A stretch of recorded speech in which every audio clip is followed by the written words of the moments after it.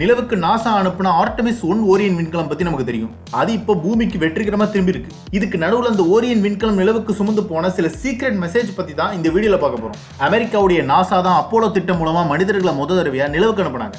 இந்த அப்போலோ சீரீஸ்ல பல விண்வெளி வீரர்களை அமெரிக்கா நிலவுக்கு அனுப்பியிருக்காங்க. கடைசியா 1972 வருஷத்துல அப்போலோ ராக்கெட்ல மனிதர்களை நிலவுக்கு அனுப்புனாங்க நாசா. அதுக்கப்புறம் மனிதர்களை நாசா நிலவுக்கு அனுப்பாத நிலைமையில இப்ப மறுபடியும் அதுக்கான முயற்சியில இறங்கியிருக்காங்க. இதுக்காக தொடங்கப்பட்ட பிளான் தான் ஆர்டமிஸ் ஸ்பேஸ் மிஷன்.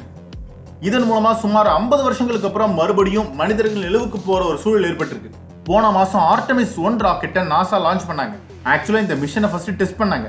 அதனால மனிதர்கள் இல்லாம தான் இந்த ஆர்டமிஸ்-1 ராக்கெட்டை நிலவுக்கு அனுப்புனாங்க நாசா. அதிலிருந்து ஓரியன் கேப்சூல் வெற்றிகரமா நிலவுடைய சுற்றுப்பாதையில நுழைஞ்சு சில வாரங்கள் சுத்திக்கிட்டே இருந்தது. அந்த ஓரியன் கேப்சூல் மனிதர்கள் போற வகையில டிசைன் செய்யப்பட்டிருக்கு.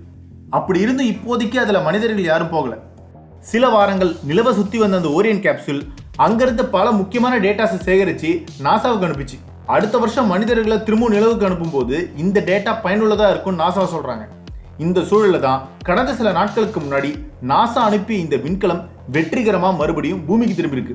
இந்த ஆர்டமிஸ்-1 ஸ்பேஸ் மிஷன் வெற்றிகரமா இருந்ததா நாசா சொல்லியிருக்காங்க. மெக்சிகோ பக்கத்துல பசிபிக் பெருங்கடல் பகுதியில ஓரியன் விண்கலம் பத்திரமா விழுந்துருச்சு. இந்த விண்கலத்துல விண்வெளி வீரர்கள் யாருமே போலனா கூட இதுல பல டன் எடையுள்ள முக்கியமான அறிவியல் கருவிகளை எடுத்துட்டே நிலவுக்கு போயிருக்கு. இது அங்க இருக்கிற சூழல் பத்தியான டேட்டாஸை சேகரிச்சது. இந்த சயின்ஸ் கருவிகளை மட்டும் ஓரியன் விண்கலம் எடுத்துட்டு போகல, அத்தோட மறைச்சு வைக்கப்பட்டிருக்கிற சில சீக்ரெட் மெசேஜஸையும் நாசா அனுப்பியிருக்காங்க. விண்வெளிக்கு ராக்கெட் அனுப்பும் போதெல்லாம் இந்த மாதிரியான சீக்ரெட் மெசேஜை நாசா அனுப்பும். இந்த ஆர்டமிஸ்-1 மிஷன்ல விண்வெளி வீரர்கள் இருக்கிற கேப்சூல்ல தான் இந்த சீக்ரெட் மெசேஜஸ் இருந்திருக்கு. இந்த ஓரியனுடைய பைலட் சீட்டுடைய வலது புறத்துல இருக்கிற ஜன்னலுக்கு மேல சில புகைப்படங்கள் வைக்கப்பட்டிருக்கு. இந்த திட்டத்துக்கு உதவிய சில யூரோப்பியன் கண்ட்ரிஸோடைய நாட்டு குறியீடுகளையும் அந்த விண்கலம் எடுத்துட்டு போயிருக்கு. விண்கலத்துடைய ஐரோப்பிய தொகுதியை உருவாக்குறதுல பங்கேற்றுக்கிட்ட நாட்டுடைய குறியீடுகள் பைலட்டுடைய சீட்டுக்கு முன்னாடியும் காலிஸ்டோ பேலோடுக்கு கீழே வைக்கப்பட்டிருக்கு. இந்த ஓரியன் திட்டத்துல வேலை செய்யறவங்களுடைய நினைவா சார்லின்னு சொல்ற மோர்ஸ் குறியீடு முறையில எடுத்துட்டு போகப்பட்டிருக்கு. இந்த விண்கலத்துடைய வலது பக்கத்துல பைலட்டுக்கு அடுத்ததா இருக்கிற சீட்ல ஜன்னலுக்கு கீழே 𝗬𝗵𝗀𝗃𝗃 அப்படின்னு லெட்டர்ஸ் இருந்திருக்கு.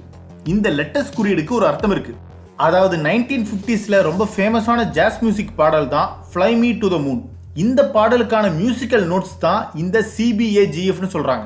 நாசா இது வரைக்கும் 17 அப்போலோ விண்கலம் மூலமா மனிதர்களை நிலவுக்கு அனுப்பியிருக்காங்க.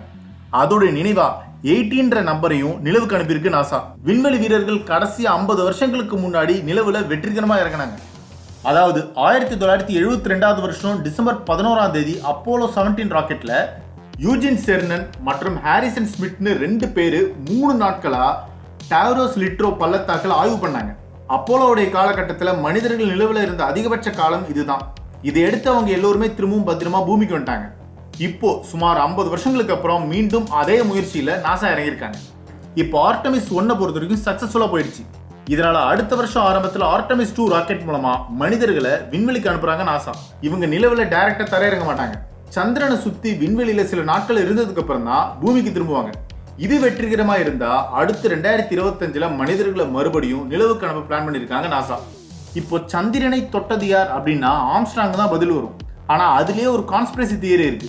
அதாவது நாசா நீல் ஆம்ஸ்ட்ராங் நிலவுக்குலாம் அனுப்பல, அவரை வச்சு கிரீன் மேட்லயோ ப்ளூ மேட்லயோ ஷூட் பண்ணி உலகத்தை ஏமாத்திட்டாங்க நாசா அப்படின்னு பல பேர் பலவிதமா சொல்றாங்க. இப்படி இருக்கும்போது 50 வருஷங்களுக்கு அப்புறம் மறுபடியும் மனிதர்களை நிலவுக்கு அனுப்ப போறதா நாசா சொல்லியிருக்காங்க. ஸோ அந்த கான்ஸ்பிரசி தியரி இப்படி பார்த்தா உண்மையிலேயே அவங்க மனுஷங்களை அனுப்புவாங்களா, அப்படி இல்லைனா அவதார் மாதிரி பயங்கரமா பிரம்மாண்டமான செலவுல ஒரு ஸ்டுடியோல ஷூட் பண்ணுவாங்களான்னு தெரியல. பொறுத்திருந்து பார்ப்போம். இதை பத்தி உங்க கருத்துக்களை கமெண்ட் செக்ஷன்ல கமெண்ட் பண்ணுங்க.